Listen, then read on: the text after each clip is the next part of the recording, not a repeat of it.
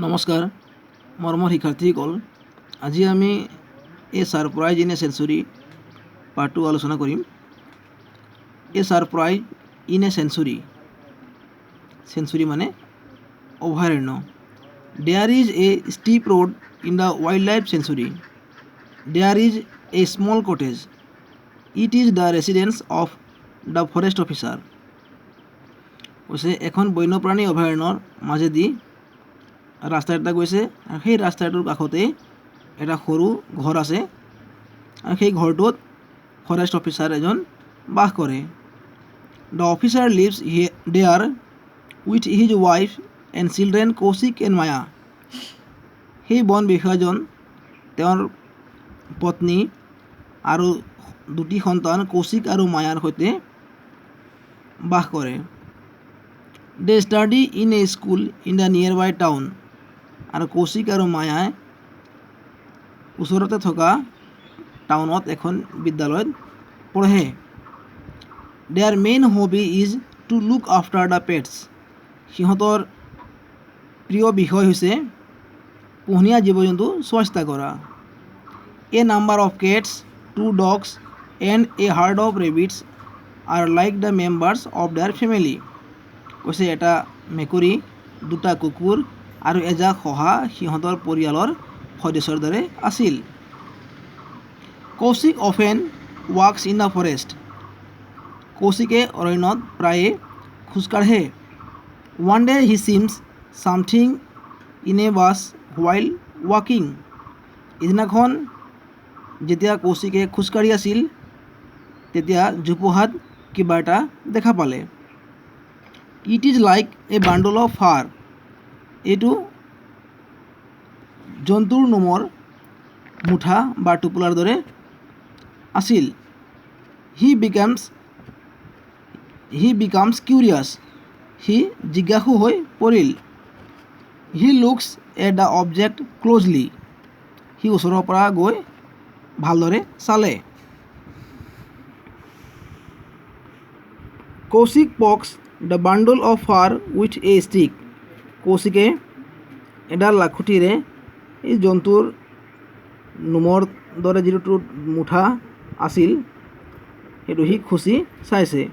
It moves. এইটো লৰাইছে, লৰাওঁতে ই লৰচৰ কৰিছে। He takes another step forward. সি য'ত আছিল তাৰ পৰা এখোজ আগুৱাই গ'ল।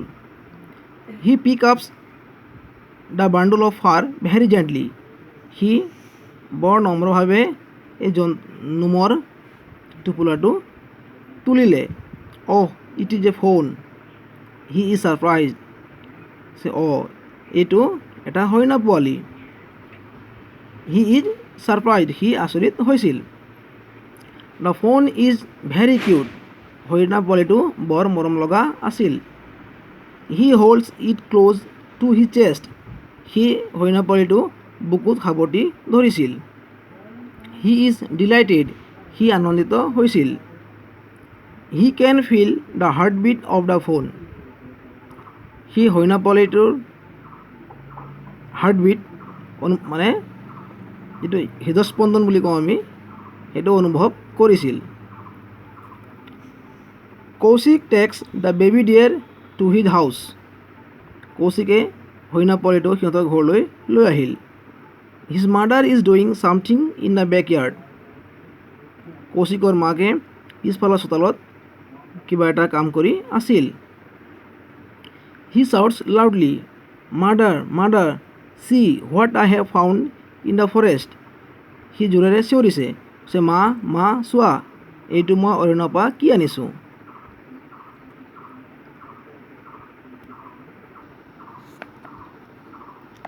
It is a phone. কৈছে এইটো এটা হৰিণা পোৱালি। Hearing her brothers voice Maya comes to the backyard. কৈছে ককায়েকৰ মাতটো শুনি মায়া পিছফালৰ চোতালৰ পৰা ওলাই আহিল। ৰানিং ডিয়েৰ ইজ কমনলি চিন ইন দ্য চেঞ্চুৰী। কৈছে ৰানিং ডিয়েৰ মানে দৌৰি থকা হৰিণাবোৰ, তাৰমানে ডাঙৰ হৰিণাবোৰ যিবিলাকে দৌৰি থাকে সাধাৰণতে অভয়াৰণ্য দেখিবলৈ পোৱা যায়। বাট এ ফোন ইজ নট ইউজুৱেলি চিন, কিন্তু সচৰাচৰ হৰিণা পোৱালিৰ তেনেকুৱা দেখা পোৱা নাযায়। ইট ইজ ভেৰি বিউটিফুল, এইটো বৰ ধুনীয়া। It has yellowish spots on a light brown body, আছে ইয়াৰ শৰীৰটো উজ্জ্বল মুগা বৰ্ণৰ আৰু হালধীয়া হালধীয়া দাগ থকা। All of them begin to touch the baby deer very shortly, ঘৰৰ আটায়ে লাহে লাহে হৰিণা পোৱালিটোক চুই চাবলৈ আৰম্ভ কৰিছে। The fawn seems to be in great pain, বোধ হয় হৰিণা পোৱালিটো দুখ পাইছিল, তাক বিষাই আছিল। Maya prepares a straw bed for the fawn, মায়াই ষ্ট্ৰ বেড মানে খেৰৰ বিচনা, মায়াই হৰিণা পোৱালিটোৰ কাৰণে এটা খেৰৰ বিচনা সাজিছিল। Maya says I shall look after it till it is well, মায়াই কৈছে I shall look after it till it is well, কৈছে মই ই ভাল নোহোৱা পৰ্যন্ত ইয়াৰ চোৱা চিতা কৰিম। But first we must call the vet, her mother says, কিন্তু তাইৰ মাকে কৈছে আমি প্ৰথমতে ভেট মানে ভেটেনেৰী ডক্টৰ, যিটো পশু চিকিৎসক বুলি কয়, সেই পশু চিকিৎসকক প্ৰথমতে মাতিব লাগিব। She goes inside the house to make the call, তাই ঘৰৰ ভিতৰলৈ গ'ল ডক্টৰ পশু চিকিৎসকক মাতিবৰ কাৰণে। Kaushik places the baby deer tenderly on the straw bed, কৌশিকে হৰিণা পোৱালিটোক লাহেকৈ খেৰৰ বিচনাত থ'লে। He asks his sister will not Goodu be a good name for this baby, সি ভনীয়েকক কৈছে এই হৰিণা পোৱালিটোৰ নাম গুডু ধৰিলে কেনেকুৱা হ'ব, ভাল হ'বনে বুলি সুধিছে। মায়া ইজ এমিউজড, মায়া মনোগ্ৰাহী হৈছে।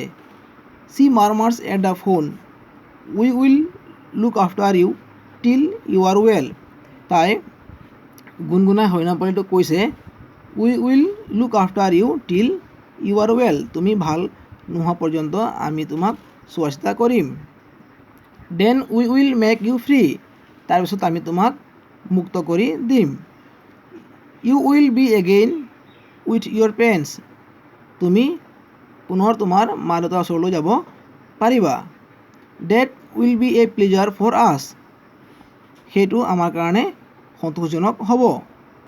Kaushik whispers to the fawn I will call you by your name Goodu will you come to me then, কৌশিকে ফুচফুচাই হৰিণা পোৱালিটোক কৈছে I will call you by your name Goodu will you come to me then, মই তোমাক যেতিয়া গুডু নামেৰে মাতিম তুমি তেতিয়া আহিবানে, এই বুলি কৈছে।